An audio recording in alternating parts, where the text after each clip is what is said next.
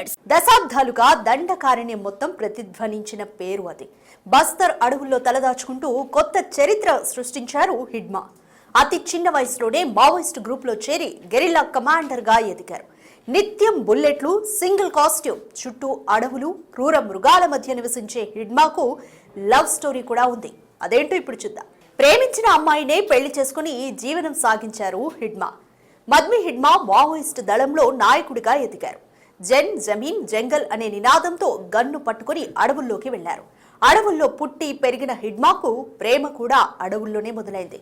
ఈ భూమిపై కలిసి పుట్టే అవకాశం లేకపోయినా కలిసి దేహాన్ని త్యాగం చేసే అవకాశం ఈ దంపతులకు లభించింది.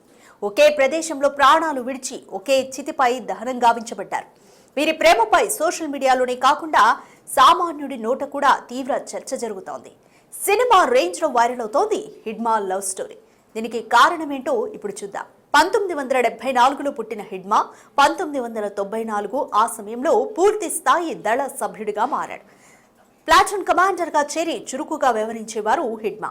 ఈ క్రమంలోనే company commander, first battalion commander, special battalion central committee సెక్రటరీగా ఎదిగారు. ఆ సమయంలోనే వీరాపురం గ్రామానికి చెందిన రాజీ అనే మహిళతో పరిచయం ఏర్పడింది. ఆమె పేరు రాజే. రాజేకి 6 సిస్టర్స్, ఒక తమ్ముడు ఉన్నాడు. రాజే పెద్దగా చదువుకోనప్పటికీ మహిళా సంఘాలలో చురుగ్గా ఉంటూ ఉద్యమాల బాట పట్టారు. 1998లో దళంలో సభ్యురాలుగా చేరి అనేక ఆపరేషన్స్ ని చేపడుతూ ఉండేవారు రాజే. ఇలా నిత్యం ఘర్షణల మధ్య హిడ్మాకు రాజేకి మధ్య పరిచయం ఏర్పడింది. ఆ పరిచయం కాస్త స్నేహంగా మారింది. అయితే 2008లో మావోయిస్టు పార్టీ కీలక సమావేశం నిర్వహించింది. హిడ్మా అప్పటికే ఒక ఎదుగుతున్న శక్తిగా ఫుల్ పవర్ఫుల్ మావోయిస్ట్ గా మారారు. తన చిన్నతనంలో మావోలు ఏవైతే కార్యక్రమాలు చేస్తూ ఉండేవారో దళ సభ్యుడిగా మారిన తర్వాత వాటన్నింటినీ చేపడుతూ ఉండేవారు హిడ్మా. వాటన్నింటినీ తన కళ్లతో ప్రత్యక్షంగా చూసిన రాజే హిడ్మాను పెళ్లి చేసుకోవాలని భావించింది.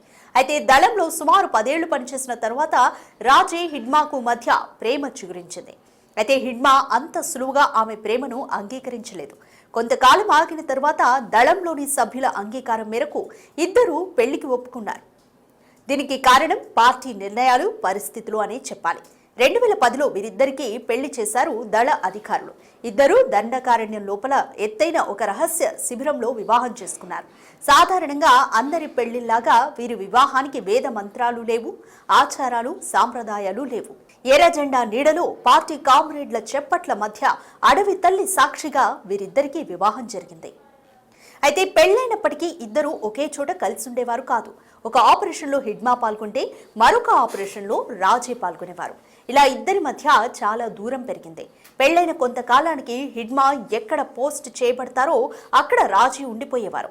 పోలీసులు, కేంద్ర భద్రతా బలగాల కాల్పులు జరిపినప్పటికీ, గాల్లో హెలికాప్టర్లు, డ్రోన్లు ఎగిరినప్పటికీ, అడవుల్లో ప్రతిరోజు మరణం వెంటాడినప్పటికీ రాజే తన భర్త హిడ్మాను విడవలేదు. అతనికి కవచంలా నిలిచింది. అయితే పెళ్లి చేసుకుని 15 ఏళ్లు దండకారణ్యంలో జీవించిన వీరికి 2025 నవంబర్ 18న మృత్యువు వెంటాడింది. మారేడుమిల్లి అడవిలో తెల్లవారుజామున కాల్పులు జరిగాయి. మావోలు, భద్రతా బలగాల మధ్య జరిగిన పరస్పర కాల్పుల్లో గ్రేహౌండ్స్ దళాలు మావోయిస్టులను బంధించారు. దీంతో కాల్పులు ఒక్కసారిగా ఆగిపోయాయి. హిడ్మా, రాజేలతో సహా 12 మంది దళ సభ్యులను పోలీసులు ఎన్కౌంటర్ చేశారు. దీంతో హిడ్మా, రాజేల మృతదేహాలు ఒకదాని పక్కన ఒకటి పడి ఉన్నాయి.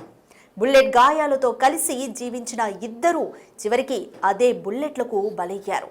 ఆ తర్వాత ఇద్దరి మృతదేహాలను సుక్మా జిల్లాలోని వారి స్వగ్రామానికి తీసుకొచ్చి అంత్యక్రియలు నిర్వహించారు. ఒకే చితిపై ఉంచి ఇద్దరికి దహన సంస్కారాలు చేయడం చాలా మందిని భావోద్వేగానికి గురి చేసింది. దండకారణ్యంలో మొదలైన వీరిద్దరి ప్రేమ కథ చరిత్రలో చిరస్థాయిగా నిలిచింది.